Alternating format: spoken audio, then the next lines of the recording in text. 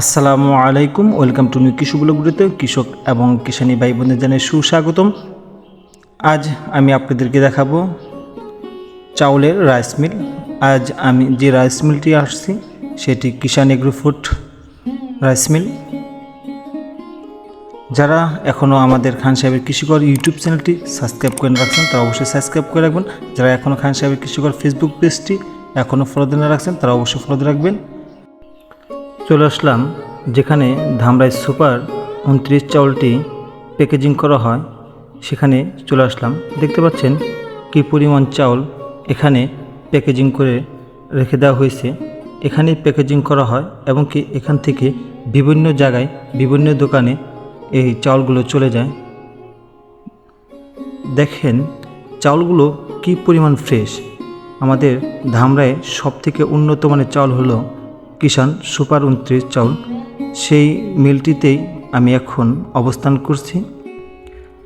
এখন আমি যে কক্ষটিতে যাব সেখানে ধামরায় নাজিসের চাউল প্যাকেজিং করা হয়, সেই কক্ষটিতে আমি এখন প্রবেশ করছি। এই কক্ষটিতেই আপনার ধামরায় নাজিসের চাউল প্যাকেজিং করা হয়। এই কক্ষটিতে নাজিসের চাউল ছাড়া অন্য কোনো চাউল প্যাকেজিং করা হয় না। এখানে প্যাকেজিং করা হয়।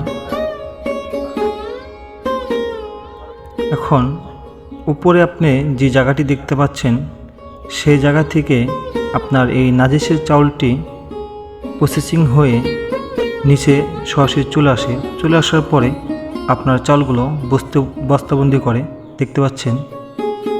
এখন আমি আপনাদের সেই উপরে যেখানে বাছাইকৃত হয় সেখানে আমি আপনাদের নিয়ে যাচ্ছি এবং সেই জায়গাটি আপনাদেরকে এখন দেখাবো।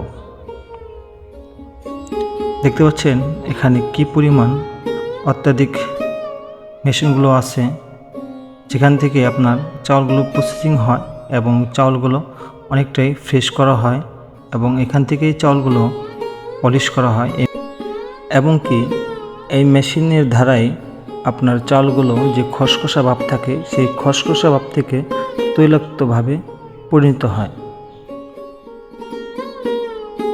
দেখতে পাচ্ছেন শুধু এই কক্ষটির জন্যই কত বড় একটি জেনারেটর।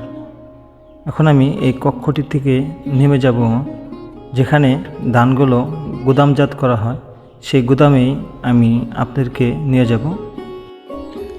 এখন আপনারা যেটি দেখতে পাচ্ছেন এটি ধানের হাউজ। নিচে আরেকটি হাউজ আছে যেখানে আপনার ধানগুলো ঢেলে দেওয়ার পর অটোমেটিক ফ্যানের ধারায় আপনার এই ধানগুলো একদম এই হাউসটির মধ্যে আসে। এখানে আসার পর ধানগুলো ভিজার পর এখান থেকে আবার পাইপের মাধ্যমে আপনার একদম অটো রাইস মিলে চলে যায়। ওখান থেকেই চাউলগুলো বের হয়। এখন আমি যে জায়গাটি প্রবেশ করছি সেটি হলো ধানের গুদাম। সেই গুদামটি আমি আপনাদেরকে এখন দেখাবো। দেখুন কত বড় গুদাম। এই গুদামে সব ধরনের ধান এনে এখানে রাখার পরে আপনার এক একটি হাউজে নিয়ে ধানগুলো ছেড়ে দেওয়ার পরে আপনার ওই ডাইসে যে ধানগুলো থেকে চাউল রূপান্তরিত হয়।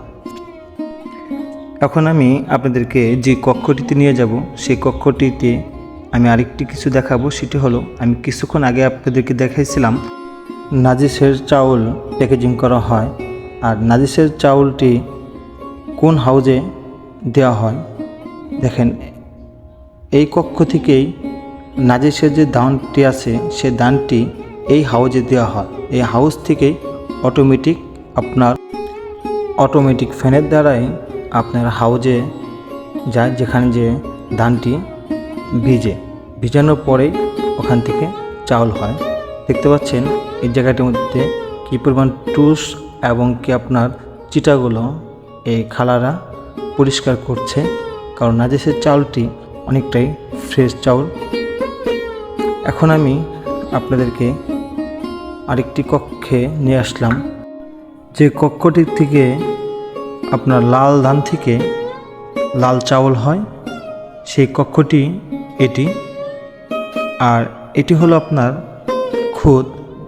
এই খুদগুলো আরেকটু ভালো করে প্রসেসিং করার জন্য, উন্নত মানের খুদ করার জন্যই ওখানে দেওয়া।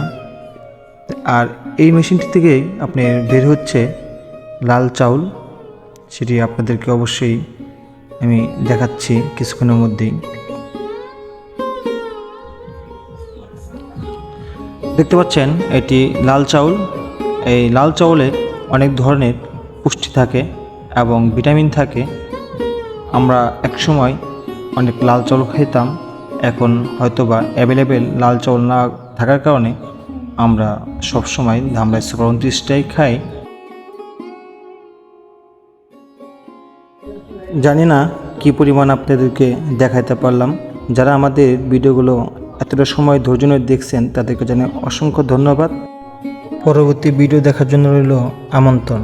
আসসালামু আলাইকুম।